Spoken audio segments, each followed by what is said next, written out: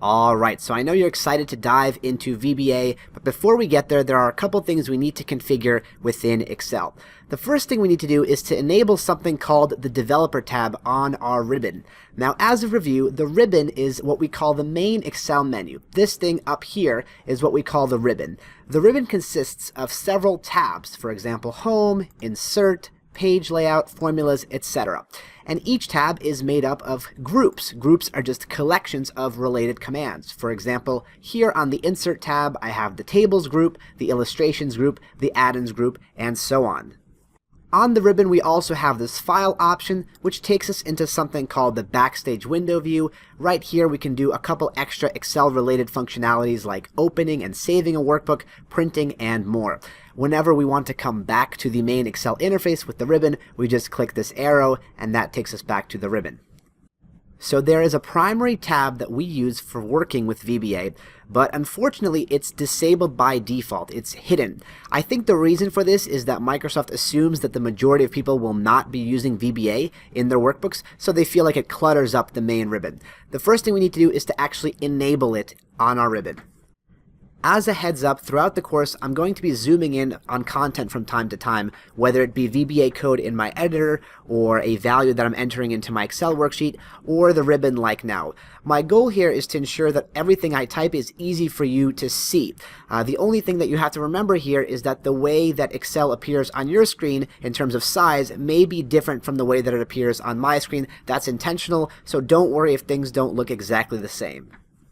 Okay, now that we're zoomed in on the Excel ribbon, I want to hover my mouse here in this green section. You can really hover it anywhere. I'm just going to hover it a little bit over View and right-click.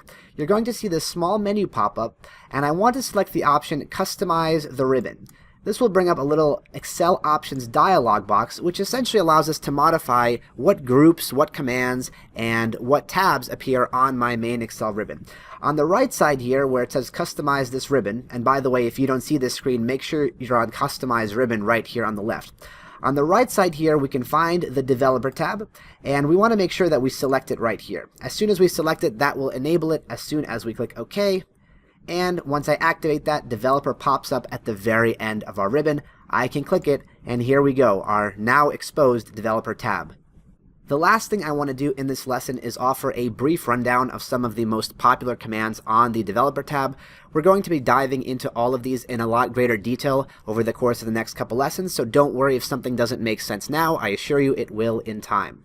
The very first button we have here to the left is Visual Basic, and this will actually open up the Visual Basic Editor, or the VBE, where we'll be writing the code throughout the course. The shortcut for this is Alt plus F11. To the right, we have a button called Macros. I'm going to press it right now.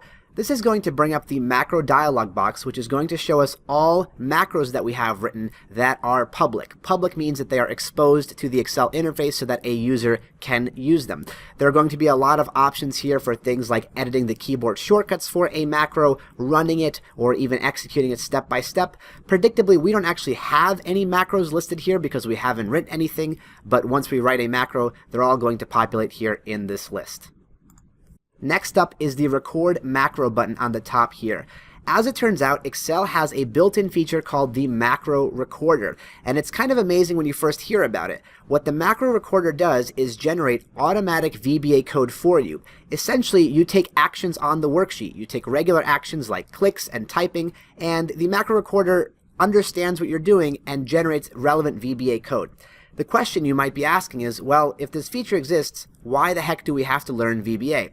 The answer is that the macro recorder tends to be very inefficient and error-prone. Many times it writes more code than is required. Many times it doesn't use the right kind of idea when accomplishing a task. It'll get the task done, but it won't do it in the most logical manner. There are a lot of minor quirks and inefficiencies with the macro recorder, so we should never use it as a final solution when it comes to creating a macro, but it can serve as a really great resource for generating code that we can look at just to get a general sense of how things work within Excel. Right below Record Macro, we have a Use Relative References button. This is related to the macro recorder, and it tracks how references are treated when there is a macro being recorded. By references, I mean how Excel interprets movements within the workbook. For example, if I have a if I have my mouse in cell A1 and I move into cell B3, there's two ways that you can interpret that movement. The first is to say, oh, he literally moved to cell B3. The other way to interpret that movement is he moved 2 cells down and 1 cell to the right. The two conditions that I described there are called absolute and relative references, and that option has to deal with how the macro recorder is going to treat your movements like that. We're going to dive into that in much greater detail later on. Finally, we have this macro security button. That's going to bring up our trust center options, which deals a lot with macro security. We're going to cover that in a few lessons, so no need to worry about it now.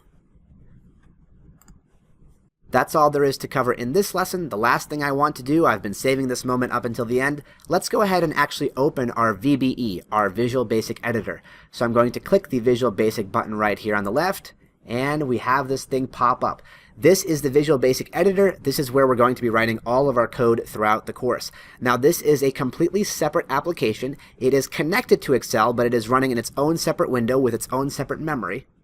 And I can imagine how this new Visual Basic Editor might be a lot to take in. There's a whole new system of toolbars and menu options. We see this project pane, we see this properties pane, we see this immediate pane. In fact, your screen configuration may be different than mine. It may look a little bit different. That's all totally okay. It's totally fine if you don't know any of this. We're going to dive into all of these details over time.